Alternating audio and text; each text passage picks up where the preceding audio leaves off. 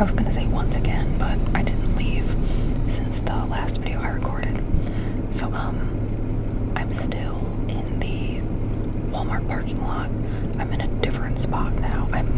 I went inside and I returned my item, and then I bought the other stuff that I needed. And then I moved my car to a different area where there's not as much foot traffic. However, the cars like going in and out of the parking lot are all kind of coming in and going from this area, so whatever. People are still gonna see me probably. It's like 4:58 p.m. on a Monday, so like there's not really many places that like I'm not gonna get seen, at least a little bit. So it is what it is. At least people driving by in their cars are less likely to be paying attention to me, or even if they do see, they're getting the heck out of here. So the foot traffic by my other spot in the previous video made me more nervous, because that was more time for people to look and be like, what are you doing? Why is this crazy person using a gigantic mic in her car? But again, it is what it is, I guess. So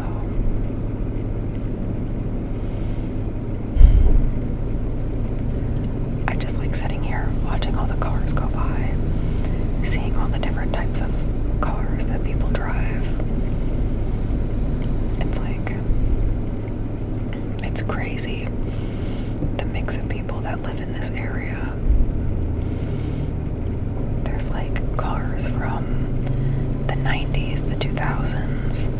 I see Cybertrucks and Teslas and big tricked out Dodge Ram gigantic trucks and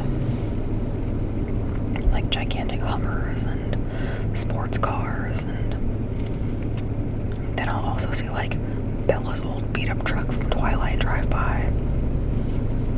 There's like an insane variety of like class levels that live in this same area. It's like astonishing what this town has become, because it didn't always used to be like this. And I'm not saying that in like a bad way. Well, I'm saying it in a bad way, but not in like the derogatory way. I'm not saying it in like the white middle class woman clutching her pearls way, where it's like, oh, this town has gone downhill, there's poor people here now. Like, that's not what I mean. I actually mean it the other way. I was born and raised in this town, and it has always kind of been like middle to working class, with like obviously the poorer people here too. As time has gone on, and people, namely old white people from up north, have moved down to Florida to retire or to escape the nonsense up north, or whatever they say, people have built over all of our land, all of our remaining forests and grasslands, and they're building over wetlands, and they're starting to build over the Everglades, and it's a mess. And they build these hundreds of thousands of dollars, like homes, like $500,000 homes, for like your basic 1-story, 2-bedroom house. It is absurd, absolutely absurd. And all the old rich white people, like, they buy it. Well, not all of them, but a lot of them do. Like, they've built up Florida and the area that I live in Central Florida so badly with like these just like garbage hastily slapped together. Everything looks the same, like little suburban areas where they charge an arm and a leg to live there. And it's like, it's crazy. And then they wonder why we keep getting bodied by all the hurricanes that come through. It's like, number one, global warming is effing us in the ASS. And then number two,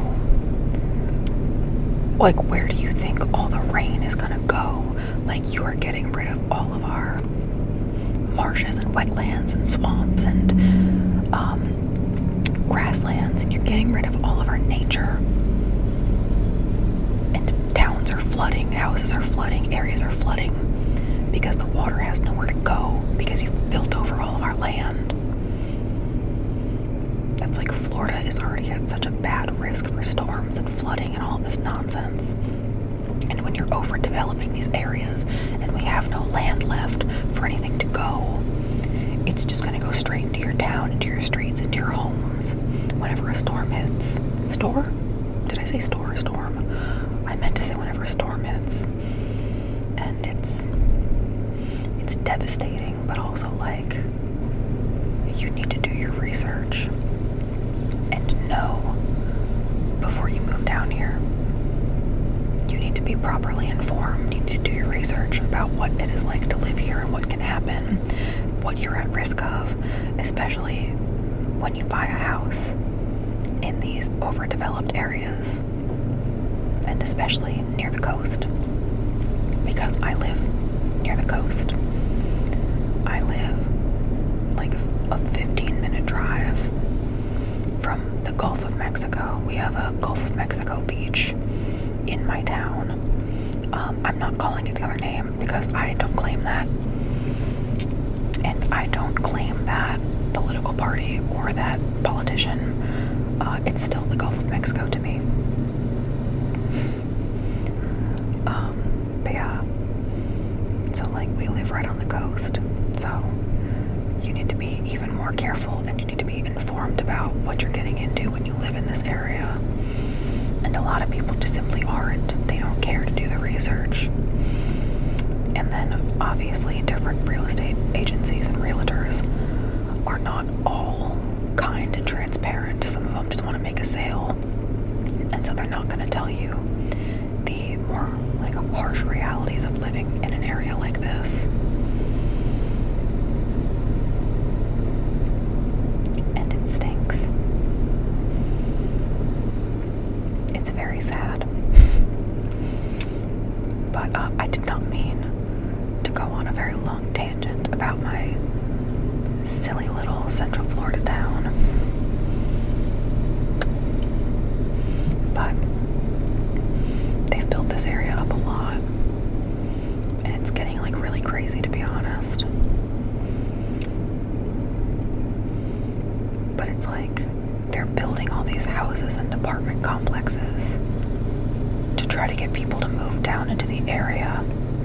And they're building a bunch of new restaurants and different things all over the place wherever they can fit it, and a million different storage units and car washes and stuff like that. But the problem is our infrastructure cannot sustain all the people they want to be here. Like it just simply can't. Most of our roads are 2 lanes. The like more major roads in the areas are 4 lanes, 2 on each side. And we have tens of thousands of people that live here now, if not even more than that. I haven't looked at the census or any of the data, but I wouldn't be surprised if we've gotten even higher up. To like 100,000 maybe. And it's crazy. There's so many accidents all over the roads now because everybody can't drive and the roads are so clogged and there's nowhere to go and the traffic is horrible and abysmal. And they can't do anything. They can't add more roads. They can't widen most of the roads. And then the schools. I have been out of school for about 10 years. I graduated high school in 2016 and it's July 2025 right now, so I've been out of school for 9 years. And my elementary, middle, and high schools, all the schools I went to and the schools my friends went to, they were overcrowded when we were going there. And we have been out of school for almost 10 years. And I imagine it's only gotten worse. I mean, I know it's only gotten worse because I work at an elementary school in town. And we are so severely overcrowded and understaffed. It's horrible. But that's another issue. Like I said, they're building all this stuff and they're building up all these areas and adding all these houses and these apartments. But the infrastructure is not there to support having all of these people that live here driving on our roads and everything. And the schools do not have enough room to accommodate the children that are coming here. We don't even have enough room to accommodate the children that were already here. And now there's a bunch more moving. So it's a great big mess in this area. They've tried to make this area better and more upscale, and it has just gone so severely downhill that it's like sad, honestly. I feel like I'm doing one of those neighborhood gossip videos that I used to love when Grace V ASMR, when she did those. I feel like I'm doing a neighborhood gossip video like she does, but I'm getting really serious and upset about it instead of just keeping it to like insignificant, like little like gossip things like it should be. But you can consider this my neighborhood gossip. I have some things to say. I have some opinions. Oh, there's an ibis walking by. That is a nice thing about living in Florida, is there's like a bunch of cool wildlife, a bunch of fun birds. In the area I live in, there are a ton of sandhill cranes this time of year. And I think they're very beautiful, and I love seeing them, but they do like to stand in the middle of the road and hold up traffic. And there's egrets and ibises, and somebody just had to brake for the ibises crossing the road. I've seen wild peacocks, and there's a surplus of seagulls and crows, robins and blue jays and pigeons, and gosh, there's so many birds. The area of town I'm in right now is a little more to like the rural side, because the town I live in is like a combination of suburban and rural, depending on what side of town you're in, like central town and like more, I think more north. More north, west is the more, like suburban areas, and I'm more southeast of town right now, and that's getting into the rural areas where there's a lot more, big plots of land and farmland areas. And I have a friend that lives over here who I'm actually going to go over to their house as soon as they're done at the store and tell me that they're ready, which is partly why I'm filming right now. I'm like twiddling my thumbs, wasting time. But I'm gonna go to their house. They live right down the street from the Walmart I'm at. It's like a minute-and-a-half drive. And when I drive down that street to get to and from their house, I see a lot of possums and raccoons and feral cats. And at night, I've been seeing a lot of deer. There's some type of like palm tree-looking plant that has some like fruit growing off of it right next to their property. And at night, sometimes if we look out the window, we can see the deer over there eating the fruit off of it. And I think it's fun. I love just watching the animals that are nearby. I used to go to USF, University of South Florida. I went for several years, but I only lived on campus for 1 year. I lived on campus from June 2016 until May 2017. And when I lived on campus, there were so many ducks. I lived in a dorm that doesn't exist anymore, so I'll tell you about it. Also, it anyway, but the dorm I lived in, well, the first one I lived in from June to August 2016 for the summer semester was Juniper Poplar Hall. It was a newer-ish dorm, and it was nice. I liked it a lot, but that one wasn't as, I didn't get to see as much stuff in that area.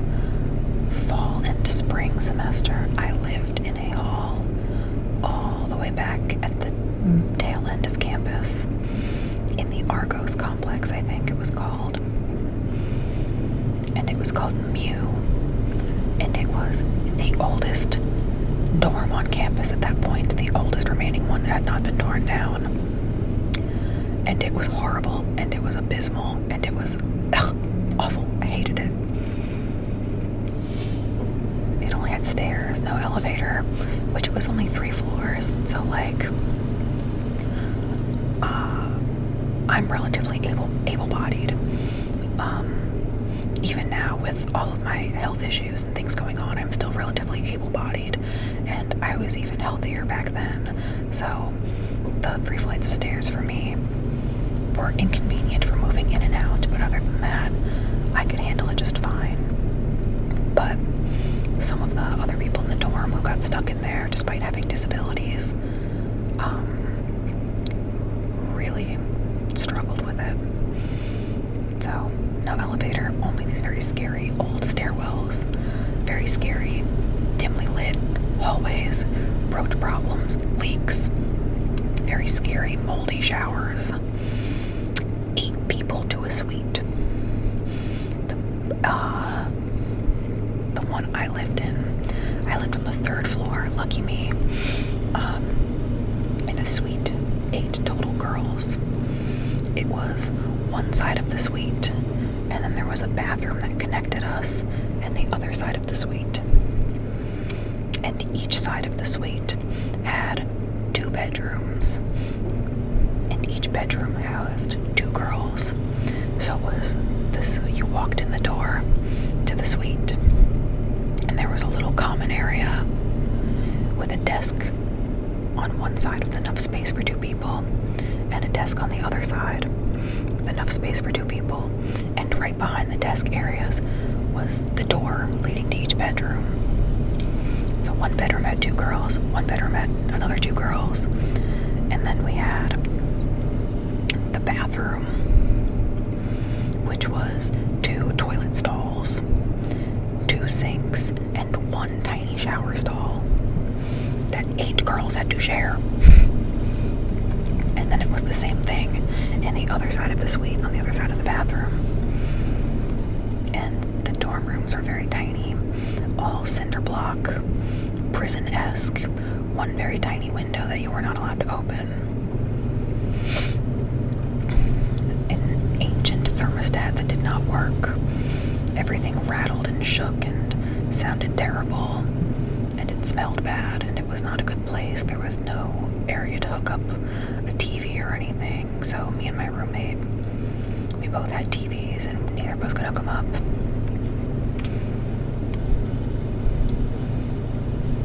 It was very bland and very dull. But that dorm has since been torn down. I think it got torn down a couple years after I stopped living there. But I started talking about this to tell you that back in that area that I used to walk through to get to and from my dorm, because there was like the main road, Holly, and then behind the Holly apartments was the Argos complex, where all of those Greek letter named dorms were. And it was a big stretch of like land, that area, and you had to walk like a decent distance to get from that area to the Holly Street where the bus stop and everything was. So I would make that trek every day to get places, and walking through that area, I would see a ton of ducks, and the ducks were not afraid. They did not care. They would just stay right there quacking and doing whatever they were like already doing before you walked up.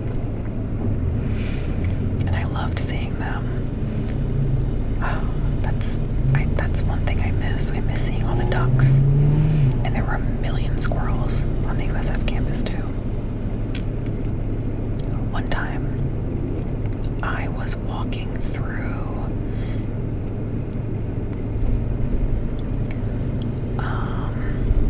where was I walking through? I was walking through it was the area by Cooper Hall. I was walking through the little brick stone pavement area by Cooper Hall where there's a subway and stuff and some tables to sit at. And it was raining. I was carrying my umbrella. And I'm walking through that area to get to my next class, and a mama duck and a bunch of little ducklings start walking by right in front of me. And I think I had a video of that at one point. It was saved to my Snapchat. And I don't know if I still have it or not, but gosh, I hope I do. Because it was very cute. There were times where I would sit at the metal wire, whatever they are, picnic tables outside in between classes, and squirrels would just jump up on the table right next to me, not even caring. I didn't have a great time when I went to college. I had a very hard time, but those little things are things I remember very fondly about my time at USF.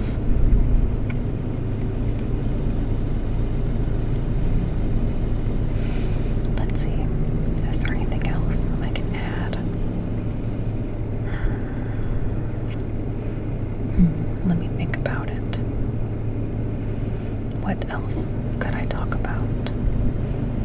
Oh, I just got a text from my therapist.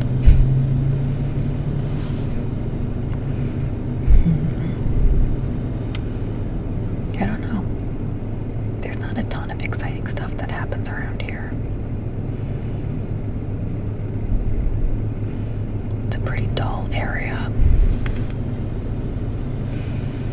Not a lot goes on. Aside from car accidents and things like that, but I don't like to talk about stuff like that because no matter how bad people's driving is and how much some of these people have absolutely caused it with their own stupidity, it's still in bad taste to talk about stuff like that, when people could get hurt and killed. I just think we all need to be better drivers and remember the rules of the road and stop going 75 miles an hour down a 2-lane residential street. But that's just my opinion. And who am I? Anyway, I think I will call it for now. So, thank you for listening.